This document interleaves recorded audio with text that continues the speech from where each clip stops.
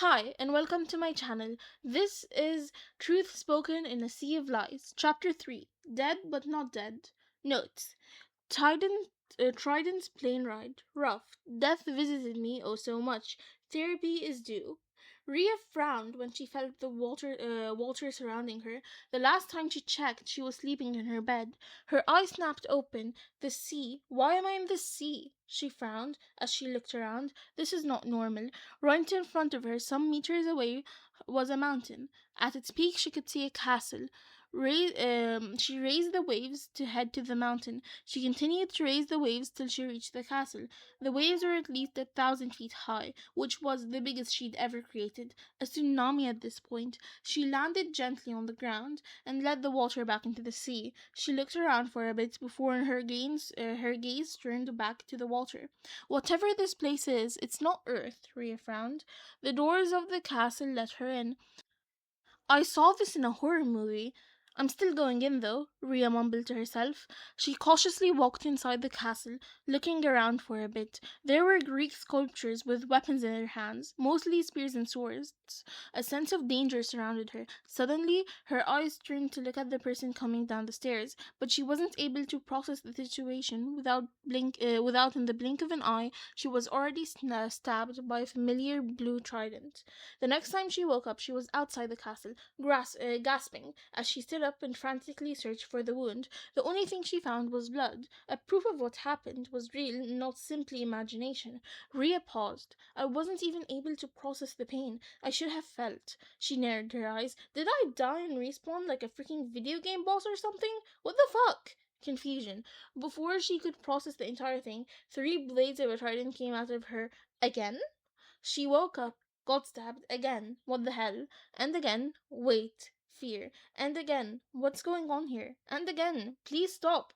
And again, please. And again, I'm begging you. Anger. And again, I said stop, damn it. And again, you think I'll fall for that again? Tang. Rhea gritted her teeth this time, successfully blocking his trident with her own. The previous feeling of fear completely disappeared to be replaced by anger. You freaking bastard! Rhea glared and pushed his trident and to counter and attack with her own. Poseidon dodged with ease. Rhea jumped away when he thrusted his trident forward. She put a great distance between them. The green-eyed girl continued to observe the tyrant of the seas, and in the blink of an eye he had appeared in front of her. It's like last time. Luckily, knowing exactly what follows, she was able to block the trident that was about to pierce her. She was pushed backwards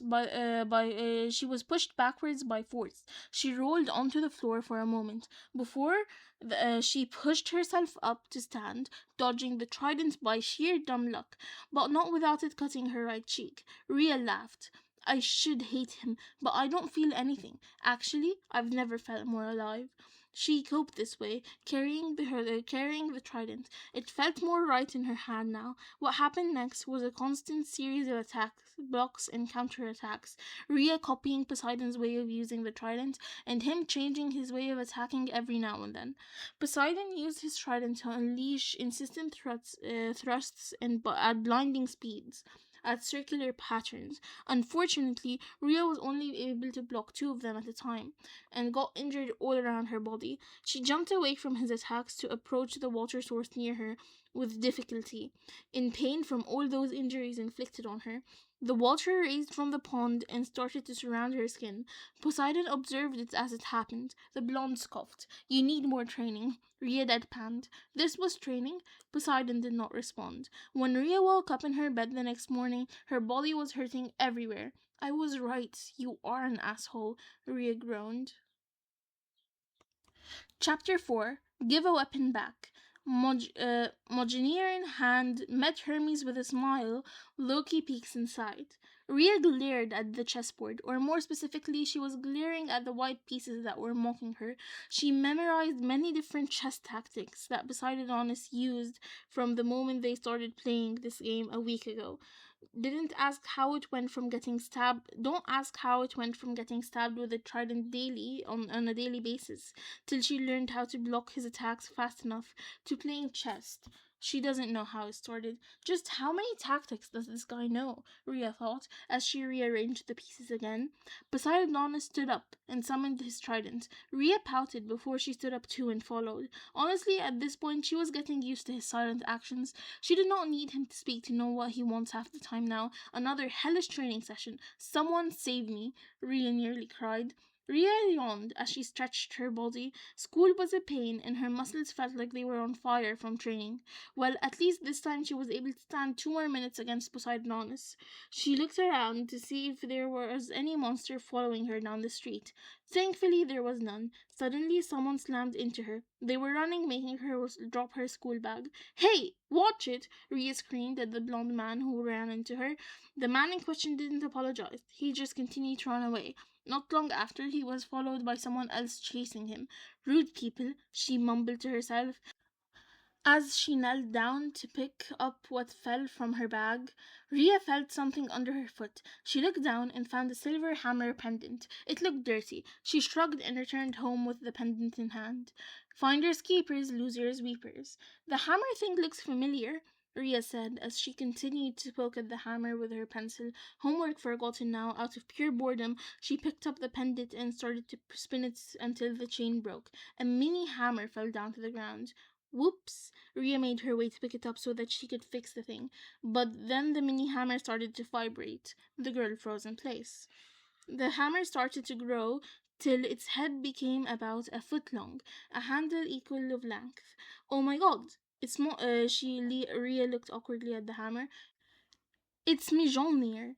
Hearing the familiar name, Poseidonus from his seat inside of his throne room frowned at the image of Mjolnir that just appeared in front of him. The Mjolnir from his world was a hammer bigger than Thor's body. Pathetic, he thought. Oh my god, what am I gonna do? This is literally Thor's hammer. I'm in so much trouble. Oh my god, I don't want anything to do with the Norse pantheon. Rhea continued to mumble to herself. Poseidonus finally snapped, annoyed.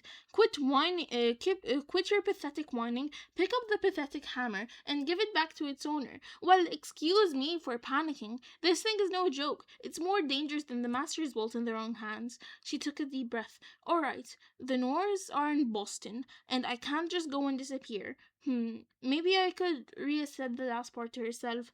Then she turned to the hammer. I'm going to lift you up. I hope you don't mind. I'm talking to an object. Great. Mjolnir vibrated. Or maybe it's alive after all. I'll need to get clean too. Luckily for her, her mom was still working and will come late at night, so she has all the time she needs. Thank goodness for that. Hermes Express is close, Rhea thought as she ran down the street as fast as she could to the nearest Hermes Express, which was half an hour down the street. Mjolnir in her backpack. Hello, how can I help you today? A blond man with a blue hat standing behind the counter said. I want to exchange some money from drachma. Rhea said as she put money on the counter. Ah, a demigod. You know, demigods rarely come here to make an exchange. Normally, they do it by praying to me. Rhea's eyes widened. You're She did not finish. Hermes. Kind of insulted you didn't recognize me at first, but I can't really blame you. You're not one of the demigods at camp. Hermes smiled before he took the money and gave her 5 drachma. I will make an offering to you. Thank you, Rhea said before she started making her way out. I will make an offering to you later. And with that, she closed the door behind her. Hermes pursed his lips. She's a weird one. Rhea took a deep breath as she stopped in the middle of an empty alley. Chariot of Damnation. Alright, got it. Seth Ohama Diablos. Stop Chariot of Damnation, she said before she threw the drachma. Then, just when the coin had fallen, the asphalt darkened and it melted into a rectangular pool about the size of a parking space, bubbling red liquid like blood. Then a cart erupted from the ooze. It was a taxi, all right. Unlike every other taxi in New York, it wasn't yellow. It was smoky gray, like like woven out of smoke. There were words printed on the door. Grey Sisters. The passenger window rolled down. An old woman stuck her head out. She had a mop of grizzly hair covering her eyes, and she spoke in a weird mumbling way, like she had just shot out of Novocaine. Passage? Passage. One to Boston. Long story short, the ride was horrible, and Ria hit her head on the roof too many times to count. Gray sisters driving. The Gray sisters that was driving suddenly hit the brakes. If Ria didn't grab the seat, she would have kissed the front glass. We cannot pass the boundary. This is your stop. Out! Out! Rhea didn't take more than a few seconds to get out. Once she closed the door behind her, the taxi disappeared. All right, let's see. Rhea looked around for a moment to memorize the place before she walked away. After a while of walking, she stopped a woman. Sorry, miss, but can you direct me to Beacon Street? Oh, sure. You just need to go straight down and turn right at the third opening. Then left at the first opening, then you'll end up in Boston Common Public Park. Right in front of it is Bacon Street. Thank you. I can't believe this is my first quest. It isn't retrieving the lightning bolt, but returning Mongilier. I swear, the world is making fun of me. Ria thought. She finally reached her destination, but Hotel Valhalla was nowhere in sight. One only thing that seemed out of place was her. There was To her was the 15-foot tall limestone with no entryway. Mongier started to vibrate, so she grabbed her backpack and took it out. She pointed it at the limestone with the hammer, which vibrated even more. She approached the wall and started to touch around it, but didn't. And Ria shrugged and touched the wall with Mongier. Slowly, the limestone wall started to disappear to reveal a garden. Thanks, Monseigneur. The garden was beautiful. Wow! Valhalla looks like an 8-story mansion of white and gray stone. The double front doors were made of dark, heavy wood, bound with iron, with life-size wolf's head door knocker in each of the center wing. Ria knocked on the door and waited. A girl with brown skin wearing a hijab opened the door. She looked confused. Ria gave her an awkward smile. Hi, my name's Ria Jackson. I come in peace. I was wondering if Lord Odin was here or Lord Thor. Either is good. All right, wait for a bit, the girl said before she closed the door. After some minutes, she came back again and opened the door wide for Ria. Come inside. Lord Odin would like to speak to you. Ria nodded and hurried inside, and she was taken by the decor. The foyer of Hotel Valhalla was as compared to the world's largest hunting lodge, a space twice as big as what the exterior would indicate, with an acre of hardwood floor covered with exotic animal skins. Zebra, lion, an unknown 40-foot long reptile type, wild but still chic. Follow me. Ria stopped, looking around, and followed the girl to the lounge. Right there sat Odin, a barrel-chested man with heavy arms, with close-cropped gray hair, a beard cut square, an eye patch on his right eye, and he wears a short-sleeved polo shirt with the Hotel Valhalla logo on it, along with a massive sword hanging from at his side. Two crosses stood on each shoulder. He was surrounded by girls who Ria would have guessed are the Valkyries. Speak, child of Greece. Why did you come here? Odin said in a booming voice. I'm Ria Jackson, daughter of Poseidon. I came to return. Ria took out Mongier. This. The girl's eyes widened. Some glared at her.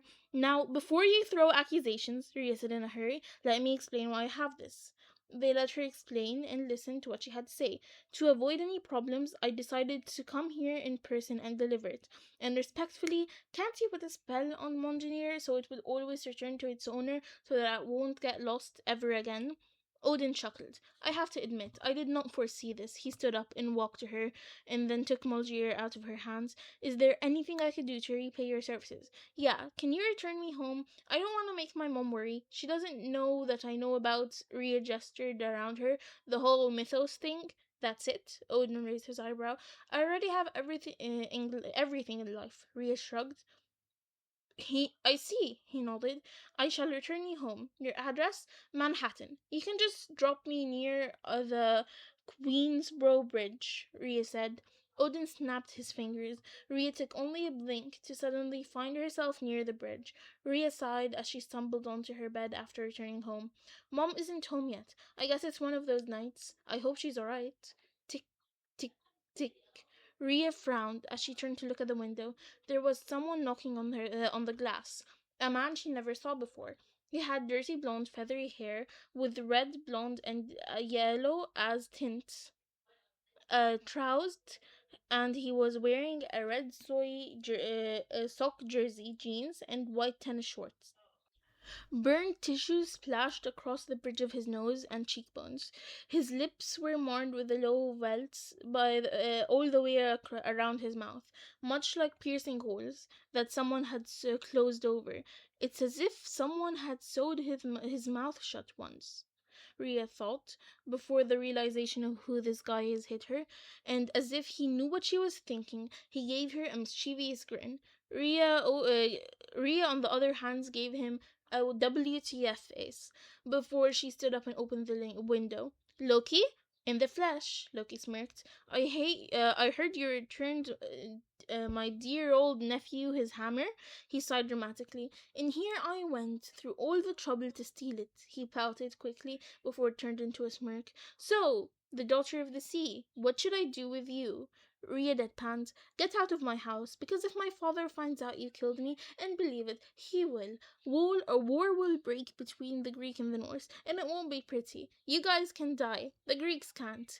Loki smacked his lips. That's true. We can't have that, he said as he poked her cheek.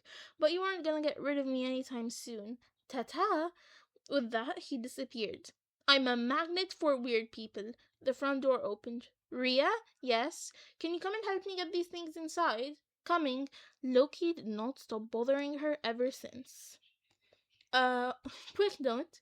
The reason I'm started halfway through the video calling Poseidon Poseidonus is that from now on, the ROR Poseidon, I'm going to be calling him Poseidonus from now on to differentiate him from Poseidon of the Percy Jackson universe. So, this is gonna be the same with Hades when he shows up later on. Um, okay, thank you for watching. This is chapter 3 and 4 of Truth Spoken in a Sea of Lies. Please like and subscribe. Bye.